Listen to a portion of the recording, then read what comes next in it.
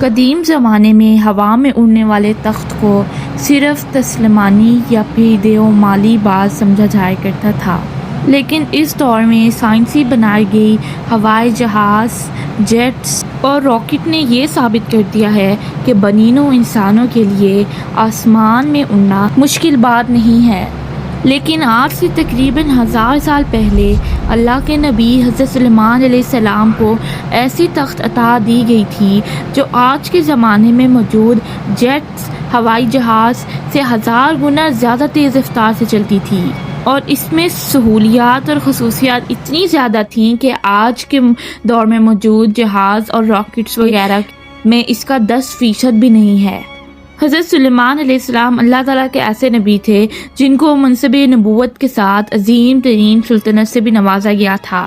آپ علیہ السلام نے تقریباً 700 سال تک تمام مخلوقات پر مشرق سے لے کر مغرب تک ان سب کو زیر کیا اور ان سب پر حکومت کی۔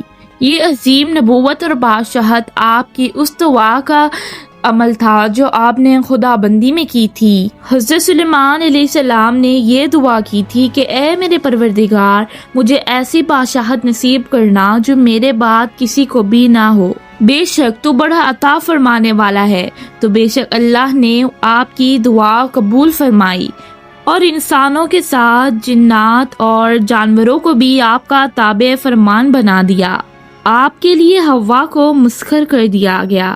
آپ تمام مخلوقات کی بولیاں سمجھا کرتے تھے۔ چرند، پرند، جنات، حیوانات تمام آپ کی فوج کا حصہ تھے۔ تو چنانچہ جب آپ کی بادشاہت آئی تو آپ نے ایک بہت بڑا اور عظیم شاندار سا تخت بنانے کا حکم جاری کیا۔ یہ تخت 3 گز کا تھا اور اس تخت کو کئی سال لگے بنانے میں۔ یہ تخت بہت ہی محنت اور لگن سے بنایا گیا تھا۔ یہ تخت ہاتھی کے دانتوں سے بنایا گیا تھا جو لال، فیروزی، زمرد جیسے پتھروں سے مرصع تھا، اور اس کے چاروں طرف سونے کی اینٹیں لگی ہوئی تھی۔ تخت کے چاروں کونوں پر ایسے نایاب درخت تھے جن کی ڈالیاں سونے کی تھی۔ اس تخت کے دائیں بائیں 1000 سونے کی کرسیاں لگائی گئی تھیں جن میں سلیمان علیہ السلام کے وزراء اور درباری بیٹھا کرتے تھے۔ اس تخت کو تخت داؤد بھی کہا جاتا تھا۔ جب حضرت سلیمان علیہ السلام اس تخت پر تشریف لاتے تو تمام پرندے آپ کے سر پر معلق ہوتے اور سایہ فرماتے۔ جب آپ علیہ السلام حکم دیتے تو یہ تخت ہوا میں معلق ہو جاتا اور ہزاروں کوس کا سفر چند لمحوں میں پورا کر دیتا۔ آپ اس تخت پر بیٹھ کے چند گھنٹوں میں ہی ایک ملک سے دوسرے ملک میں سفر کیا کرتے تھے، جیسے کہ اللہ تعالیٰ نے قرآن میں فرمایا، اور ہم نے سلیمان کے لیے ہوا کو مسخر کر دیا کہ صبح کی منزل مہینے بھر کی ہوتی تھی اور شام کی منزل بھی۔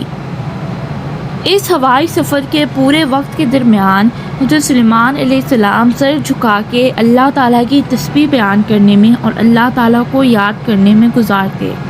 اس تخت کی خاص خاصیت یہ تھی کہ اس تخت پر بیٹھنے والے لوگوں کو یہ محسوس ہوتا ہی نہیں تھا کہ تخت کس رفتاری سے چل رہی ہے، کیونکہ اس کی رفتار بے مثل تھی جو کہ کسی بھی سواری کے رفتار کے سامنے کچھ ناممکن تھی۔ اور اللہ تعالیٰ نے حضرت سلیمان علیہ السلام کے لیے ہوا کو مسخر کر دیا تھا، اس لیے اس تخت کے چاروں سمت میں چلنے والی ہوائیں سفر کو اور زیادہ آسان کر دیتی۔ حضرت سلیمان علیہ السلام ہر وقت اللہ تعالیٰ سے ان نعمتوں کا شکر ادا کرتے رہتے اور شکر بجا لاتے۔